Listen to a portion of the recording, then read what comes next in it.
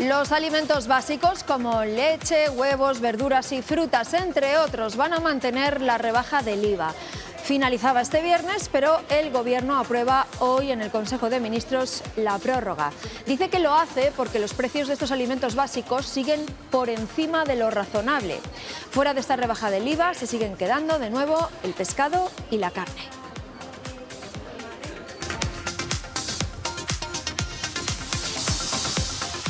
Hola, ¿qué tal? Precisamente hoy estaremos en un mercado para comprobar si después de 6 meses los consumidores hemos notado esa rebaja del IVA que afecta a los alimentos básicos y qué les parece la prórroga.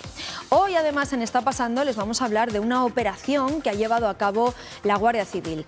4 personas están detenidas por robar móviles en vestuarios de campos de fútbol de varias provincias de la comunidad. Los ladrones aprovechaban los ratos que los jugadores estaban en el campo para sustraer los teléfonos valorados en, atención, 60.000 euros. Y en Palencia, los alumnos que quieren examinarse del carné de conducir se encuentran con lista de espera. Solo hay 2 examinadores y hay más de 1.000 personas que, si nada lo remedia, van a tener que esperar para sacarse el carné de conducir. Vamos a hablar de este problema con el presidente de las autoescuelas. Y en el tiempo del análisis, hoy hablamos de la jornada laboral de 4 días. Son pocas las empresas que se han decidido implantarla. Hay diferentes formas de ejecutarla, a veces con reducción de salario, otras con acumulación de jornada. Pero la filosofía que subyace tras ella es mantener el salario reduciendo la jornada. ¿Están las empresas dispuestas a aceptarlo? De todo ello hablamos enseguida. Aquí comienza Está Pasando.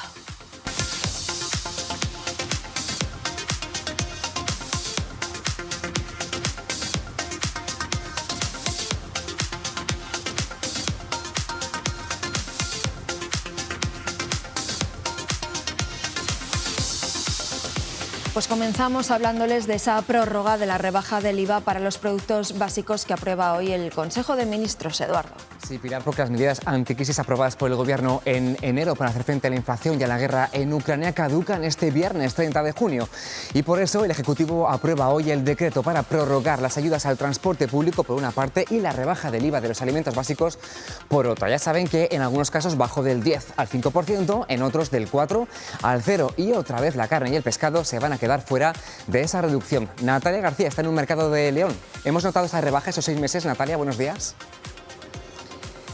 Aquí queremos comprobarlo en un mercado, si realmente esa rebaja del IVA, ese IVA reducido aplicado a los productos más esenciales, está afectando a las compras o no. Aquí no afecta realmente a los productos frescos, ese 10% de IVA no les afecta, pero sí que afecta al común de la cesta de la compra. Así que vamos a comprobarlo con tanto vendedores como clientes, si realmente... Bueno, están ahora mismo comprándose ahí efectivamente el jamón, la cecina de León. Le estábamos comentando a los compañeros si realmente usted ha notado que, por ejemplo, los clientes sí que le dicen que ese IVA reducido ha influido en su cesta de la compra o no. Pues de momento yo creo que no se han enterado de nada. Para empezar, los productos que yo tengo no han influido para nada. Que preguntan si ha subido o no ha subido tal, eso ya fue antes, pero ahora mismo no se han enterado todavía de nada. Es lo que te puedo decir. Claro, y lo que sí que se nota o no se nota esa subida de precio en los hábitos de compra de sus clientes. Ya te digo que al principio cuando te llega esa obsesión de que ha subido todo y tal, sí. Oye, esto ha subido, esto cómo vale, esto tal. Eso sí, al principio es lo que pasó. Pero ahora últimamente ya se normaliza la cosa y esto de lo reducido, esto yo creo que no se han enterado de nada. Pues aquí, con respecto a mis productos. Claro. Yo no sé en la frutería y en los otros no lo sé. ¿Y los clientes lo han notado? Vamos a ver realmente si la gente ha notado ese IVA reducido en su cesta de la compra o si ha tenido que prescindir, por ejemplo, de algunos productos frescos como pueden ser la carne o el pescado. Buenos días. ¿Usted ha notado el tema del IVA reducido que lleva ya desde diciembre y que se va a volver a aprobar ahora mismo? Pues yo no creo en eso. ¿No ha notado que le haya bajado lo que paga por la cesta de la compra? No. ¿Y con la subida de precios ha tenido usted que variar sus hábitos de consumo? Pues sí. ¿Qué es lo que ha hecho, por ejemplo? Hombre, pues tirar un poco para atrás, porque mi sueldo no es muy grande. Seleccionamos más, tampoco queremos bajar la calidad de lo que comemos, pero sí seleccionamos un poquito más, que no nos sobre, que antes a lo mejor comprabas de más y... En vez de comprar más, compro menos. Pero porque somos dos, si fuéramos 4, pues no podría ser. ¿Habéis notado que la gente cambia esos hábitos de consumo, que consume un pescado más barato, que se lleva menos? Sí, sí se nota, sí. La gente tira más para atrás, es normal, ha subido mucho los precios. Y al no querer, pues de algún lado te tiene que quitar. Te quitas de comer. ¿Qué vas a hacer? Es lo que toca. Muy bien, pues muchas gracias. Parece que el IVA reducido no ha afectado demasiado a los clientes, a los comerciantes. Por supuesto, no afecta a los productos frescos, a la carne o al pescado. Así que esta aprobación que se va a producir en el Consejo de Ministros parece que no llega a los ciudadanos. Se prorroga, pero veremos si se traduce también a partir de ahora en el mercado. Gracias, Natalia. Bueno, eso en el Consejo de Ministros. El Congreso, por su parte, acoge a esta hora de la mañana el acto anual de recuerdo y homenaje a las víctimas del terrorismo. Asisten los presidentes de las cámaras, miembros de la Diputación Permanente y representantes de las asociaciones de víctimas, excepto AVT y COVITE, y también Vox, que han dado plantón por la presencia de Bildu. Escuchamos en directo ese acto.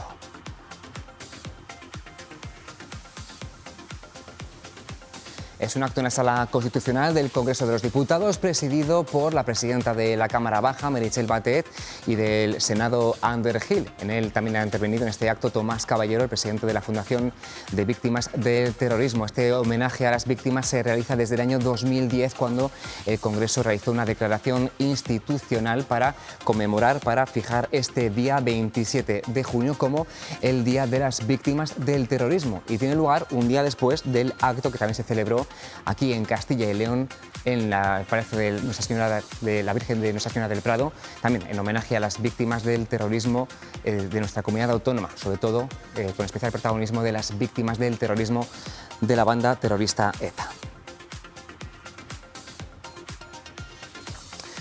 Bueno, cambiando de asunto, en Salamanca, hoy y mañana los alumnos que están haciendo el doctorado en Ciencias y Tecnología y Química están estos días exponiendo públicamente sus tesis a sus compañeros. Una forma de compartir sus trabajos y también, Paco Gómez, hacer un pequeño ensayo de esa defensa de su tesis doctoral, ¿no? Sí, la actividad académica no cesa en verano ya, en puntos como este, en esta Facultad de Ciencias de la Universidad de Salamanca, donde de hecho se está celebrando estas jornadas de jóvenes investigadores vinculados a su programa de doctorado, donde vamos a conocer pues por dónde discurren esas investigaciones punteras y novedosas del futuro. Nos acompaña uno de los participantes en estas jornadas, que es Javier Martínez, investigador de León. Buenos días. Buenos días. Bueno, y una de las cosas que ha tenido lugar en la primera mesa, que acaba de finalizar hace unos minutos, es la presentación de posibilidades de nuevos materiales para construcción. En este caso, Javier, surgidos de cenizas, que nos ha llamado mucho la atención. ¿Cómo es el proyecto? Bueno, pues un poco en síntesis, yo hace unos años trabajaba en un centro de desarrollo tecnológico en León, en la Fundación Ciudad de la Energía, y bueno, pues gracias a las calderas que tenemos allí en las instalaciones industriales pudimos tener acceso a distintos tipos de cenizas, tanto de biomasa torrefactada como de oxicombustión.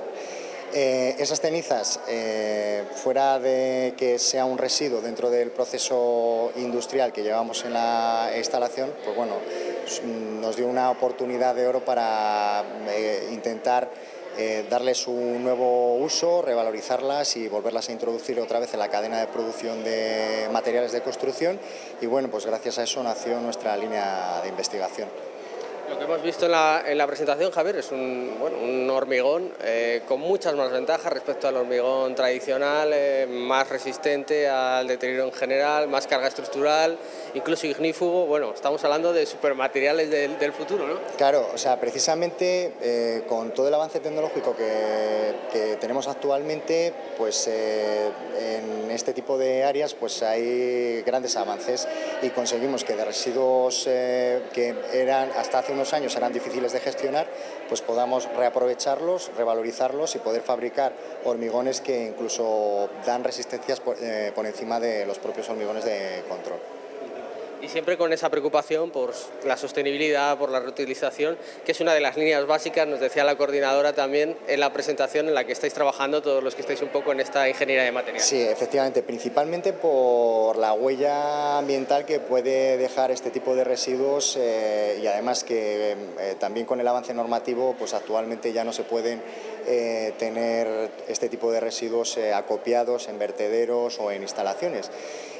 Sobre todo, pues eso, una primera línea que sería pues, la valorización para proteger el medio ambiente, pero luego es que aparte pues tiene resultados económicos porque de esa propia gestión de residuos conseguimos abaratar el precio final del metro cúbico de hormigón, con la sustitución de ese material que es el más caro y el más contaminante de cemento por estas cenizas de oxicombustión o de biomasa. Muchísimas gracias, enhorabuena por la investigación. Muchas gracias a vosotros. Y por estos minutos. Gracias, Javier. Muy amable. Y nada, pues aquí tenemos un montón de propuestas que se van a conocer en estas jornadas, muchas de ellas sobre nuevos materiales, reciclaje, depuración de aguas. En definitiva, jóvenes muy brillantes que dan a conocer cómo van desarrollando sus proyectos de doctorado. Y que defenderán próximamente esas tesis. Gracias, Paco. Buenos días.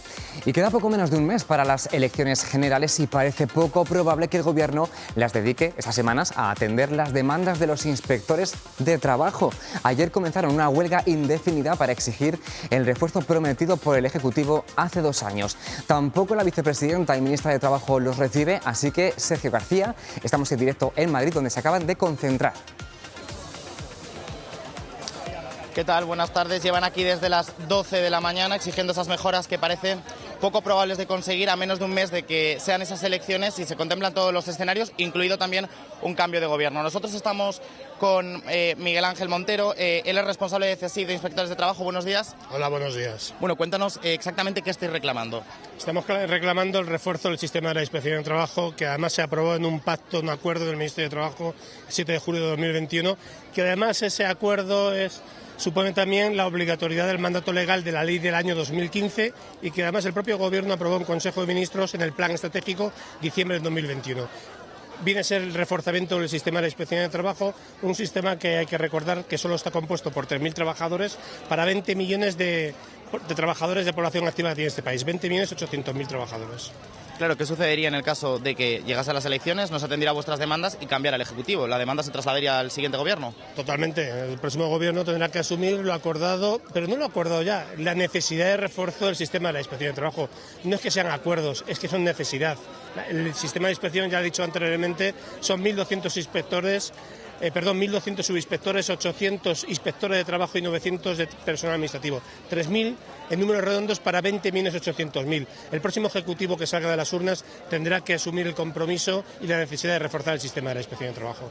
Pues muchísimas gracias por habernos atendido en directo para Está Pasando. Con eso nos quedamos, con esa reclamación que hacen hoy desde las puertas del Ministerio de Hacienda Edu. Llevan ya más de media hora exigiendo esa reunión. Algo más comprensibles han sido con Yolanda Díaz, pero muy críticos con la ministra de Hacienda, María Jesús Montero. Han llegado a pedir incluso su dimisión.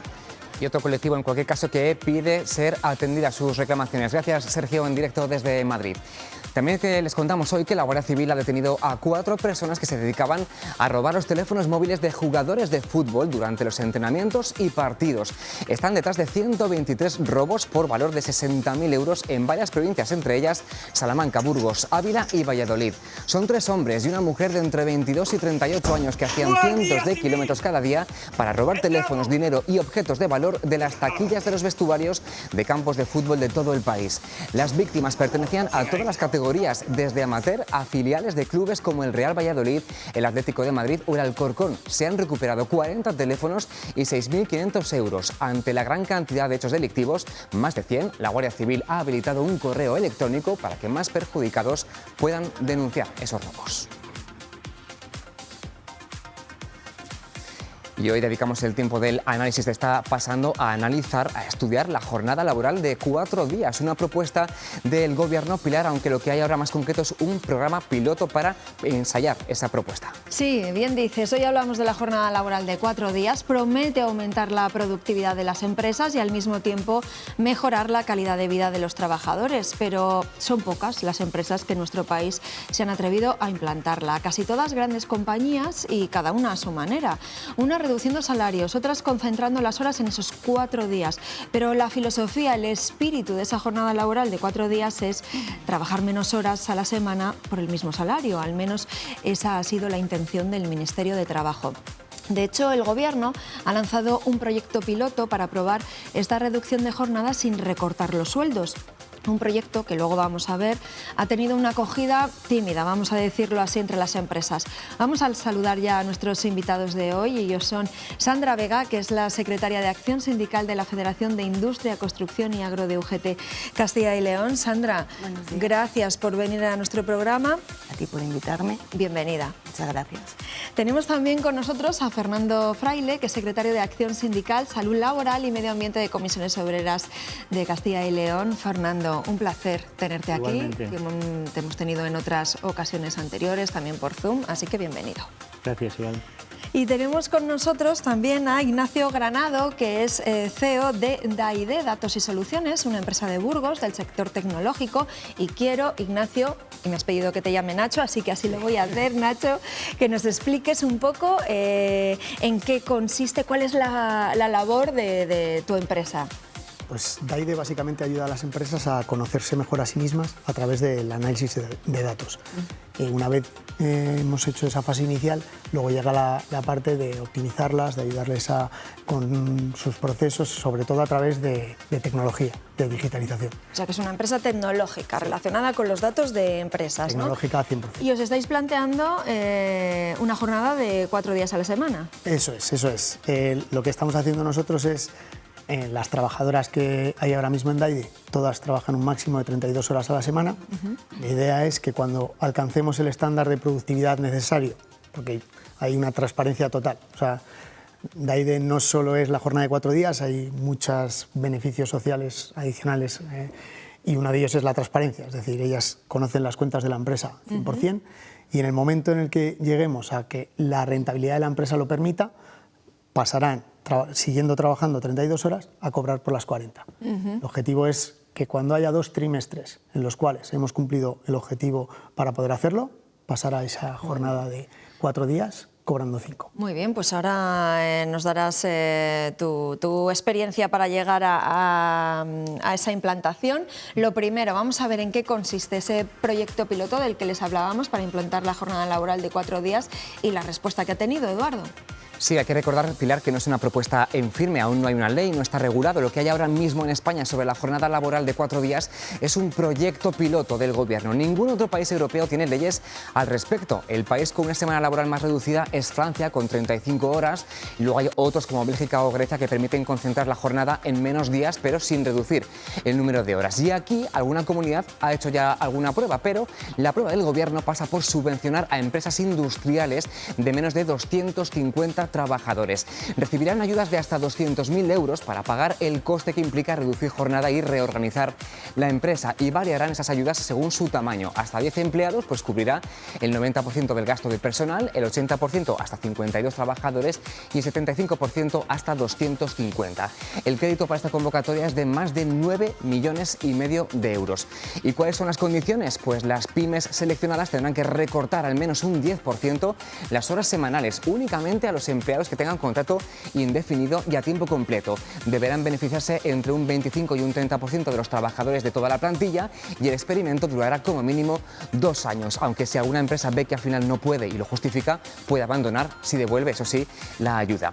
¿Qué empresas van a participar de este programa piloto? Pues sabemos que se interesaron 165 que pidieron información, han pedido la subvención un total de 41 empresas de sectores como ingenierías, arquitectura, textil o alimentación, y que hay una de esas compañías que está aquí, en Castilla y León.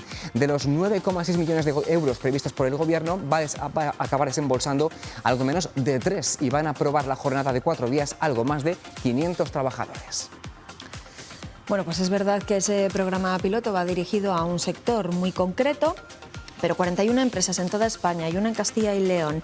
¿No les parece una respuesta muy escasa, Sandra? ¿A qué lo podemos atribuir?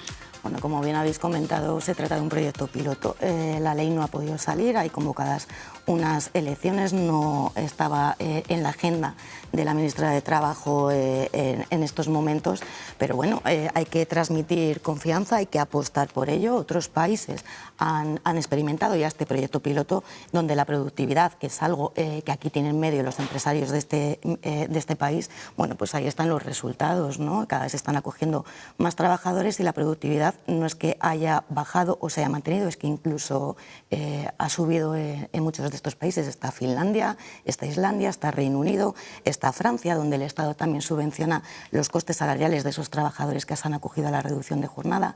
Es decir, veremos a ver la experiencia y creo que es algo por lo que tenemos que apostar en este país. Tenemos que mirar hacia el futuro, hacia el siglo XXI y no retroceder hacia principios del siglo XX. Fernando, ¿va a costar sacar adelante una jornada laboral de 4 días, vista la respuesta, por ejemplo, de este programa?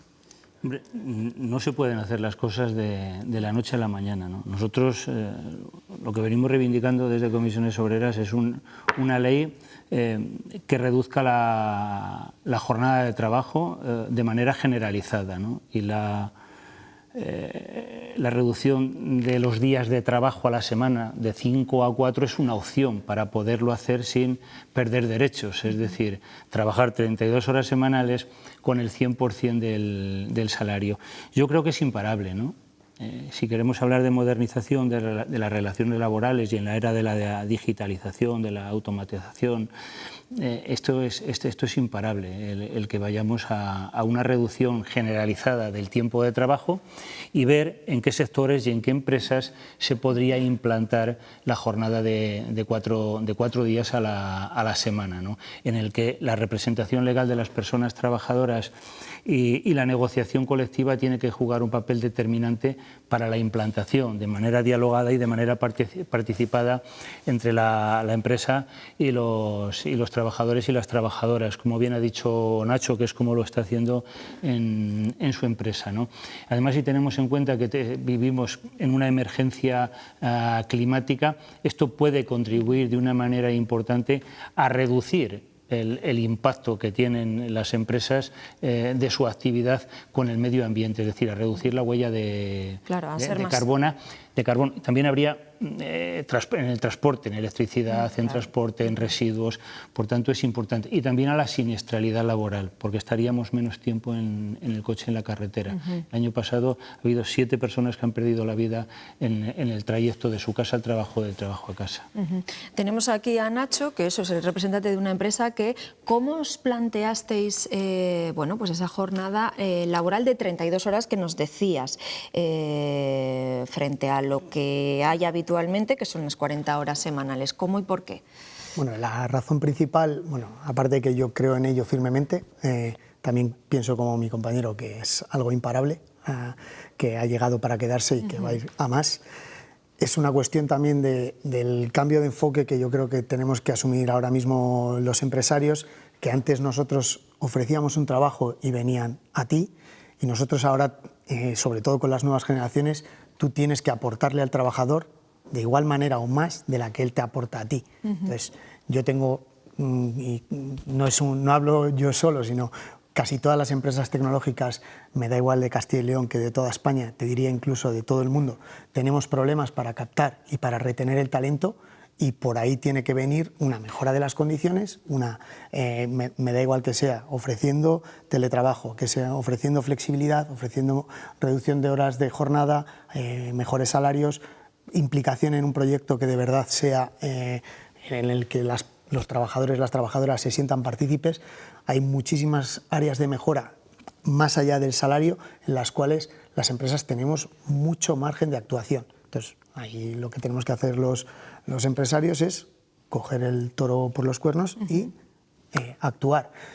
Yo estoy convencido de las personas que se han incorporado a mi empresa, que es una empresa de reciente creación, la que ellas arriesgan mucho también, no solo arriesgo yo. O sea, una persona que empieza a trabajar en una empresa que lleva un año sabe que está en una situación de riesgo, sabe que sus funciones van variando, que la estrategia de la empresa a mí me dura 2 meses, o sea, no me dura más porque mi mercado cambia continuamente. El estar en un proyecto así, pues les puede llamar, pero tienes que darles a cambio. ¿Yo qué les ofrezco? Pues ahora mismo flexibilidad completa, ellas pueden trabajar los días que quieran, si es desde casa o si es desde la oficina. En la oficina tienen un puesto, pero si quieren trabajar desde casa también lo tienen. ¿Eso qué ha supuesto? Pues que, por ejemplo, una persona que incorporé que vivía en Cabo Verde, es de Aranda de Duero, pero vivía en Cabo Verde. Teletrabaja ha teletrabajado durante el 99 o 98% de los días que ha pertenecido a mi empresa. Pero eso te obliga pues, a que las políticas de comunicación pues, y de los procesos sean muy buenas. Yo he trabajado en muchas empresas, multinacionales, pymes, de todo, y me ha pasado que trabajar en un despacho y no comunicarte bien con el que tienes al lado, pues eso a nosotros no nos puede pasar. Claro. Hay muchas cosas en Eso las que requiere, claro, una reorganización, una reestructuración de muchas cosas. Lo que está contando Nacho, Sandra, Fernando, ¿es lo habitual o empieza a ser habitual a medida que pues, vienen nuevas generaciones, además de un sector muy determinado como es el tecnológico, con nuevas ideas, que también permite o facilita el teletrabajo, la flexibilidad laboral? ¿Cómo lo veis, Sandra? Pues yo fundamentalmente por un cambio generacional. Me encanta escuchar a Nacho, la mente abierta que tiene, que por desgracia no es lo habitual en el empresariado que tenemos en este país y fundamentalmente en esta comunidad, ¿no? Creo que hay que dirigirse más a la economía del día, a la economía de todos y no simplemente al hecho de mirar que crezca mi cuenta de resultados y si es mejor a corto plazo, mejor que a medio o largo, ¿no? Tenemos que tener en cuenta que la reducción de jornada siempre ha sido una reivindicación de la clase trabajadora y que constituye en la actualidad bueno, pues, una evolución que ahí está en el paso de las décadas, acorde a los resultados económicos que se han ido consiguiendo y a la desigualdad que hay a la hora de repartir esos beneficios. Insisto, creo que el cambio generacional es imparable, como bien decían anteriormente, y es por donde va el futuro. Creo que tenemos un concepto de cuantas más horas laborales, mayor productividad, y no es así. ¿Es una medida audaz? Pues sí, por supuesto, como lo fueron en su momento las medidas por las que lucharon algunos, como fue la jornada de las 40 horas semanales en este país, las vacaciones que sean disfrutadas y pagadas o los complementos salariales cuando caemos enfermos, ¿no? Eso en aquel momento pues a lo mejor a alguno le podía parecer algo ilógico, irracional, y creo que ya lo tenemos más que asumido y está sentado. Entonces la jornada de 32 horas, ¿por qué no? ¿Por qué no se puede condensar las horas de trabajo en menos días? Al final es una libertad tanto para los empresarios como para los trabajadores de organizar ese trabajo. Fernando, con respecto a esto, ¿ves que hay cierto cambio de mentalidad que empieza ya a fraguarse? Bueno, tiene que llegar a verle porque si no el empresariado de nuestra comunidad, de este país, se quedará atrás, ¿no? Por tanto, tiene que tener una visión de futuro en este sentido. Es decir, no adelantamos nada con el presentismo laboral, es decir, que la gente esté en su puesto de trabajo sin hacer nada por el hecho de estar allí para cumplir una jornada de trabajo. Eso no sirve, ¿no? Y por tanto la competitividad de las empresas también tiene que venir por una modernización de las relaciones laborales, por mejor formación, por mejor cualificación de las personas, trabajadoras y mejores salarios, que seguro que también tienen mejores salarios. No podemos competir a base de bajos salarios. La competitividad de las empresas no puede estar ahí y por tanto las personas estarán más motivadas, no habrá esa fatiga de largas jornadas, con ello mejorará la calidad de vida, la salud física, la salud mental de las personas trabajadoras y además contribuirá eficazmente a una mejor conciliación de la vida personal, laboral con la familia. Nacho, pero tú eres consciente que estás también en un sector en el que te permite hacer esas cuestiones, ¿no? Desde luego, o sea, aplicar esto en una empresa manufacturera, una empresa de sector de hostelería, por ejemplo, pues lo veo mucho más complicado, pero yo creo que habrá que buscar fórmulas. Yo creo también que la responsabilidad no puede ser únicamente del empresario. Nosotros, yo creo, y cuando digo nosotros me refiero a todas las personas, tenemos que asumir también que tenemos un poder, que es el poder como consumidor, y que si una empresa hace bien las cosas, pues tendremos que ir a comprar a esa empresa, o si una empresa no lo hace bien, pues tendremos que dejar de ir a comprar a esa empresa, aunque le salga más barato.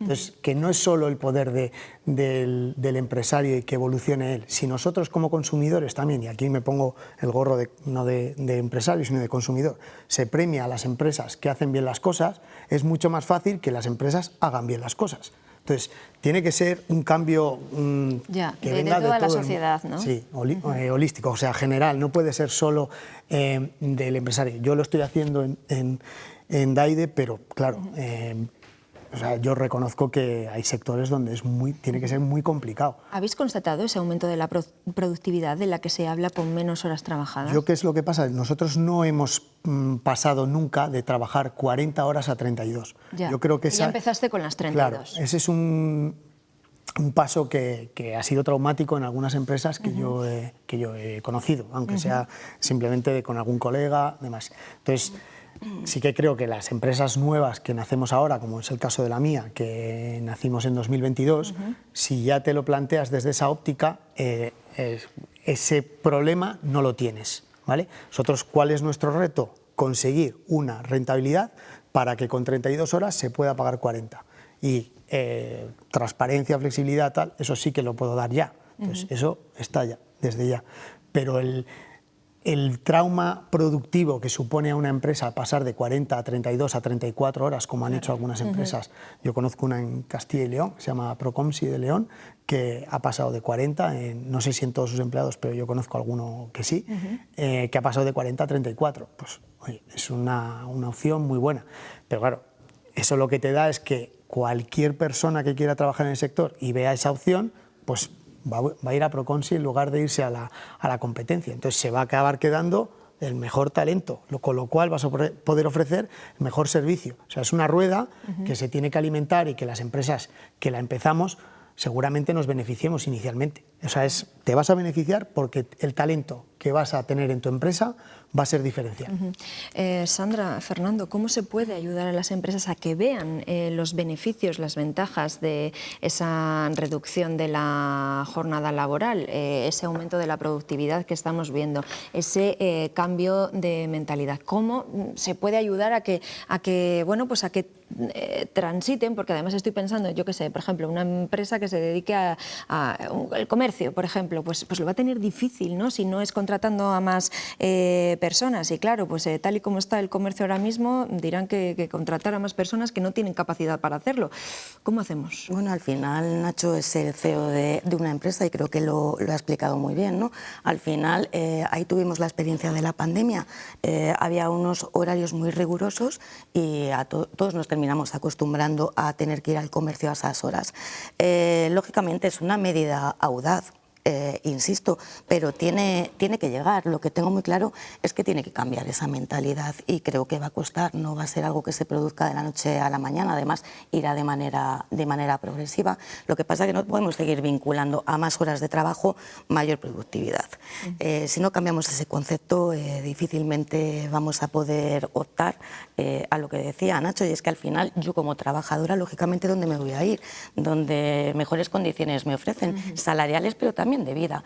Para mí, al final, ¿qué supone la reducción de 32 horas? Pues lógicamente un avance social, una mejora en la calidad de vida de los trabajadores y de las trabajadoras. Lo decía también Fernando, muchas cosas, eficiencia energética, lucha contra el cambio climático, una reorganización del trabajo, reducir los niveles de estrés que tenemos los trabajadores y las trabajadoras y que por ende eso puede dar lugar pues, a una reducción del gasto de la sanidad pública, con todo lo que esto conlleva, o la reducción del absentismo, del que tantos se quejan porque los porcentajes son muy elevados los empresarios y las empresarias en este país. En definitiva, ¿qué supone la reducción? Pues para mí fundamentalmente mejorar las condiciones de los trabajadores y de las trabajadoras de este país. Es una aspiración, pero sed sinceros, ¿conocéis a empresas que se lo estén planteando? Simplemente que se lo estén planteando, no que lo vayan a implantar, pero que haya empresas que se estén planteando la reducción de horario. No, yo no tengo conocimiento de que de una manera generalizada esto se esté pensando, ¿no? Es verdad que este proyecto que ha lanzado el Gobierno y que ha habido 41 empresas prácticamente de todas las comunidades autónomas en mayor o menor medida están participando de él, bueno, pues es el principio en lo de la reducción de los días de trabajo, reduciendo la jornada de trabajo. En otro caso tendría un impacto totalmente negativo sobre las personas trabajadoras. Tenemos que avanzar hacia adelante en ese sentido. Yo insisto, tiene que haber una ley que reduzca el tiempo de trabajo de manera generalizada, que permita un mejor reparto de la productividad en este país entre las empresas y las personas trabajadoras, que permite también con ello un mejor reparto del trabajo, ¿no? Y ese es el camino. Todo lo demás, estamos hablando de un cambio de modelo productivo, es decir, de una transición justa que tenemos que hacer hacia empleos también verdes, en el que no puede quedarse nadie atrás, ¿no? Que habrá empleos que desaparezcan, pero que se van a generar otros de mucha cualificación y que también vamos a necesitar de mucha formación para las personas trabajadoras, para que todos podamos avanzar en ese sentido. Y por tanto, el futuro está evidentemente en el progreso, y el progreso está en unas relaciones laborales modernas y en una reducción del tiempo de trabajo, y en que las personas trabajadoras estén motivadas, haya menos siniestralidad laboral, el impacto que tienen las empresas de su actividad sea menor, bueno, por lo que hemos comentado hasta ahora. Nacho, ¿tú ves concienciación sobre esto? ¿Conoces a empresarios de tu sector y de fuera de tu sector que se lo estén planteando? A ver, las empresas tecnológicas se plantean cualquier solución que les permita atraer talento, porque ahora mismo tenemos una escasez grande, entonces planteárselo se lo plantean. Lo que pasa es que lo puedan llevar a cabo. Es complicado la transición yo lo entiendo, yo, compañeros míos que tienen alguna empresa o consultoras, pasar de 40 a 32, 34 es un cambio duro, difícil, que tiene que venir aparejado de automatización de procesos, de reducción de costes por otro lado, etc. O sea, tienes que buscar aumentar la productividad de una manera que el aumentar la productividad no viene solo reduciendo horas y ya está. Tienes que hacer un proyecto serio como empresa en el que digas, voy a hacer esto y tenemos que conseguir que lo que hacíamos antes en tal se hacía tal. ¿Por qué? Porque pues antes perdíamos mucho tiempo en reuniones, o hacíamos este proceso que se puede automatizar, o hay muchísimas cosas que se pueden hacer, pero que no es... Yo ahí discrepo en que una ley no lo puede arreglar. Tiene que ser una cosa, tiene que ser un proyecto impulsado desde la propia empresa o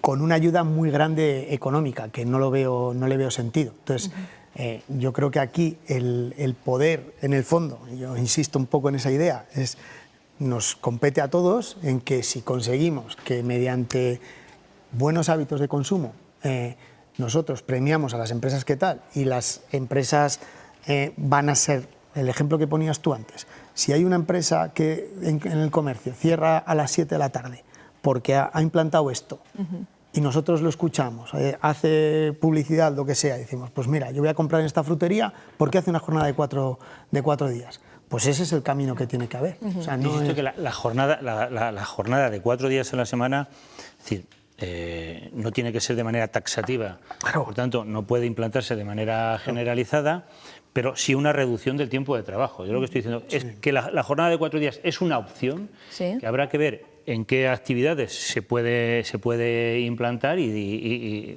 progresivamente, pero que tiene que haber una reducción del tiempo de trabajo. Yo creo que eso no cabe duda. Esto es una opción y habrá que estudiarla, ¿no? Y donde se puede poner, se pone, y donde no se puede implantar, pues no en todos los sitios se podrá implantar, al menos de la noche a la mañana, pero es el camino hacia donde deberíamos ir en este sentido, ¿no? Nosotros como empresarios tenemos que hacer, tenemos que cambiar un poco en ese sentido. Sí que es cierto que las nuevas generaciones pues, no te van a aceptar esto. O sea, no te van a aceptar el que digan, no, te voy a pagar tanto, te voy a dejar... Es que no. Yo ahora cuando entrevisto he tenido que... contratar a una persona de prácticas, tal, pues es que sus inquietudes son otras. Ya nadie se plantea entrar, como prácticamente nadie se plantea entrar en un trabajo y estar toda la vida en ese trabajo. Entonces, esos cambios que la gente joven ahora lo ve de una forma muy distinta a nosotros tenemos que abrazar ese cambio, porque si no, no les vamos a incorporar, y va a haber otra empresa que sí lo va a hacer. Entonces, tenemos que liderarlo, pero no solo los empresarios, también nosotros, cualquier persona como consumidora también. Yo insisto también en eso. Y lo que comentabas, 100% de acuerdo. Yo a lo que voy es a que al final la gente tenga más flexibilidad, sobre todo, o sea, yo creo que los trabajadores y las trabajadoras valoran incluso más la flexibilidad. Sí, que puedan conciliar con su vida familiar, con su vida de ocio, porque hay gente que no tiene hijos, pero necesita también su tiempo para disfrutar de la vida. Por eso hay que hacerla de manera participada, ¿no? Claro, eso es. La negociación colectiva juega un papel importante y los trabajadores y las trabajadoras también, donde hay representación legal a través de la representación legal y donde no los haya, como es el caso todavía, pues con los propios trabajadores y las trabajadoras de la empresa. Bueno, pues ojalá se pueda abordar y que bueno, pues el empresariado lo reciba tal y como lo ha recibido Nacho o como lo entiende Nacho, que hoy nos ha servido de ejemplo. Sandra, Fernando y Nacho, muchísimas gracias por haber estado con nosotros. Veremos a ver claro qué es lo que pasa también con este proyecto y bueno, pues con esa futura ley, si es que la hay después de las elecciones. Así que nada, yo os emplazo a que volvamos a hablar cualquier otro día de esta reducción de la jornada y de esta implantación de la jornada de 4 días. Muchísimas gracias a los tres. Gracias a ti. Gracias a ti, Pilar. Vamos a seguir en el programa, pero vamos a hacer una pausa y enseguida les contamos más cosas que están ocurriendo aquí en Castilla y León, aquí en la comunidad. Hasta ahora.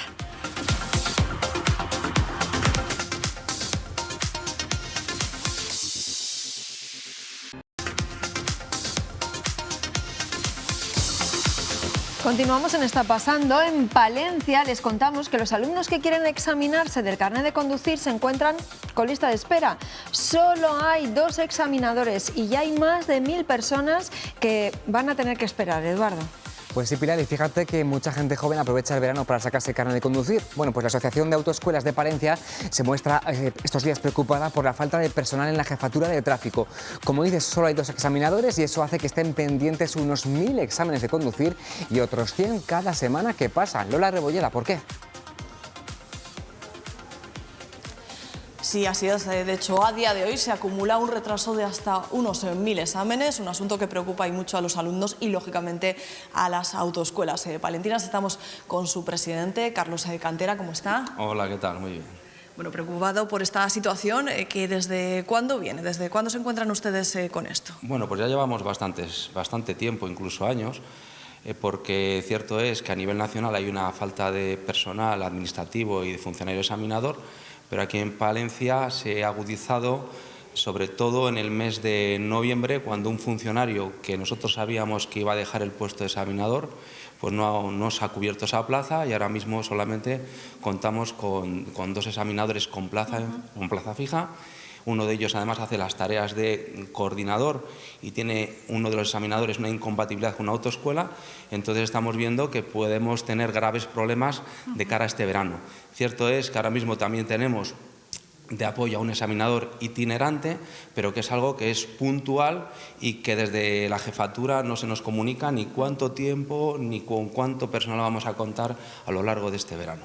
Es decir, 2 examinadores fijos a día de hoy, uno, como nos decía, incompatible con una autoescuela, no puede examinar a esos alumnos, y otro itinerante. Pero ¿cuántos debería haber fijos para cubrir toda la demanda que hay en la provincia palentina? Bueno, pues según documentación o según el plan de personal que tiene esta jefatura, deberíamos de contar con 4 examinadores más un coordinador.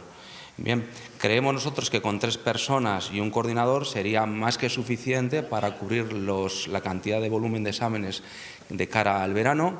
Y claro, estas personas pues tienen días de asuntos propios, pueden tener algún tipo de enfermedad, que Dios no lo quiera, o cualquier otro inconveniente, y eso supondría un lastre para las autoescuelas y sobre todo para la sociedad, porque ahora mismo, contando únicamente con 2 personas examinadoras en Palencia, es muy escaso, muy escaso. Carlos, ¿qué les dicen los alumnos? Porque algunos, desde que se sacaron el teórico, les va a caducar ya la fecha, y otros, como me comentaba antes de esta entrevista, pues también es que lo necesitan, ¿no? Para trabajar, no es ningún capricho. Claro, hay conductores profesionales, permisos del C o del D, pues que necesitan ese permiso para trabajar. El tiempo de examen que se estipula es de 50 minutos, entonces cuando nos dan cupos de exámenes, pues hay que hacer cábalas y cuadrar para que esas personas puedan entrar y aprovechar al máximo el número de pruebas. El problema también que existe ahora mismo es que el plan de estudios pues hace que los exámenes acaben muy tarde, empiecen muy pronto y la gente aproveche el verano para poder obtener el permiso. Ahora mismo muchos de los estudiantes aprovechan un año para hacer la teoría, otra la práctica, pero nos encontramos con este gran inconveniente que es la falta de personal, de examinadores en la época donde realmente se necesita. Muchas veces la jefatura nos echa en cara que muchas veces no cubrimos todos los exámenes y eso es debido porque hay temporadas bajas, donde en meses de febrero o marzo la jefatura nos da muchos exámenes, nosotros no les cubrimos y creo que eso es con lo que justifican muchas veces de que es que hay veces que no cubrimos los cupos de exámenes que hay. Cuando es donde más demanda, cuando más necesitamos funcionarios examinadores es la época estival, la época de verano, donde nosotros tenemos la temporada alta, donde tenemos que dar salida al gran número de alumnos que quieren obtener el permiso pues cuando ellos tienen tiempo, que es en la época de verano. Y ya por último, Carlos, ¿plantean movilizaciones como hicieron también hace años? ¿Plantean hacer algún tipo de protesta? Bueno, pues nuestro objetivo siempre desde el primer momento ha sido el diálogo ante la cantidad grande de situaciones conflictivas que estamos teniendo con la jefatura. El sector ya ha ganado 5 sentencias en el juzgado de lo contencioso. Nosotros no queríamos llegar nunca a la vía judicial, pero por la cantidad de situaciones pues, y a través del abogado, asesorados por el abogado, pues hemos tenido que ir a los juzgados. Nosotros nos gustaría sentarnos a hablar de cosas que se pueden, entre comillas, negociar, que nosotros no queremos ni trato de favor, ni incumplir normas, ni salirnos de lo que es lo establecido, pero sí que se nos tenga un poco más en cuenta para las quejas. De hecho, también hay un protocolo que obliga a la jefatura cada 6 meses a reunirse con nosotros por tema de criterios. Ellos lo están incumpliendo, no nos dan respuesta a cantidad y cantidad de mensajes que a través de los medios electrónicos nosotros mandamos como sugerencias y quejas. Entonces, en vistas a que no nos reciben, pues tendremos que hacer movilizaciones pues para que se nos tenga en cuenta y simplemente para que haya una convivencia lo más pacífica, más normal dentro de la colaboración entre dos administraciones, la jefatura y la asociación, para que esto fluya y trabajemos de una forma más cómoda, ordenada y con visos de tener mejor relación. Pues muchísimas gracias, Carlos Cantera, presidente de las autoescuelas de Palencia, por acercarnos esos problemas que están teniendo por la falta de examinadores en nuestra provincia. A ver qué pasa, porque el atasco es importante. Gracias, Lola. Vamos con algo un poquito más festivo, porque este fin de semana va a ser el domingo de calderas de los San Juanes en Soria. Veremos entonces a las cuadrillas desfilar y competir, pero hoy la Asociación de Alzheimer se ha adelantado unos días con su propio desfile. Además del acto festivo en sí, tiene fines terapéuticos porque al preparar las calderas nos recuerdan Beatriz Chascón la música y la tradición. Buenas tardes. Muy buenas, ¿qué tal? Estoy con la Asociación Alzheimer Soria que va a celebrar este desfile con su caldera. Estoy aquí con Tony, él es el presidente, y con una de las usuarias. Muy buenas. Hola, buenos días. Bueno, el hacer esta caldera y este desfile ya se ha convertido casi en una tradición, ¿no? Sí, bueno, ya llevamos unos cuantos años haciéndolo. La sociedad soriana es evidente que cada vez participa más y bueno, para la asociación es muy importante y es un acto muy significativo, y para los usuarios, ¿verdad, Antonia? Que estamos muy contentos de hacer esta actividad. Exactamente, muy contentos. Y bajaremos a la Plaza Mayor. Hombre, claro, ya bailando. Está. Hombre, claro. ¿Qué destrezas se han puesto en práctica los usuarios para hacer esta caldera? ¿Nos la puedes enseñar un poquito? Bueno, al final cada año se hace de una forma distinta, se hace sin prisa, se hace en el centro Gaya Nuño. Y bueno, es un poco la inventiva de las trabajadoras y los trabajadores que trabajan allí en consonancia con los usuarios del centro.